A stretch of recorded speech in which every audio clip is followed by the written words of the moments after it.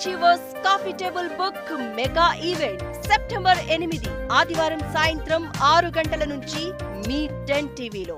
ప్రముఖ నటుడు నిర్మాత రియల్ ఎస్టేటర్ మురళీ మోహన్ కు షాక్ ఇచ్చింది హైడ్రా.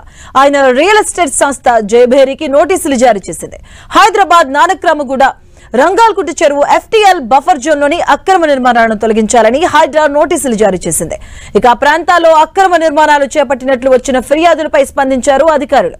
ఈ మేరకు అక్రమ కట్టడాలను పరిశీలించిన కమిషనర్ రంగనాథ్ ఇతర అధికారులు జయభేరి సంస్థ 3 అడుగుల మేర రేకుల షెడ్ నిర్మించినట్లు గుర్తించారు. దీంతో మురళీమోహన్ కు నోటీసులు జారీ చేశారు.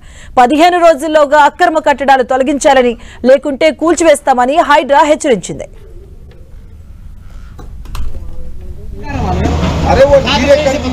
ఇక హైడ్రా నోటీసులపై మురళీమోహన్ స్పందించారు. తాను 33 సంవత్సరాలుగా రియల్ ఎస్టేట్ రంగంలో కొనసాగుతున్నానని, అక్రమాలకు విరుద్ధంగా నిర్మాణాలు చేపట్టలేదని అన్నారు. జయభేరి ఎలాంటి ఆక్రమణకు పాల్పడలేదని తెలిపారు. బఫర్ జోన్ లో షెడ్ ఉందని, దాన్ని తామే తొలగిస్తామని తెలిపారు.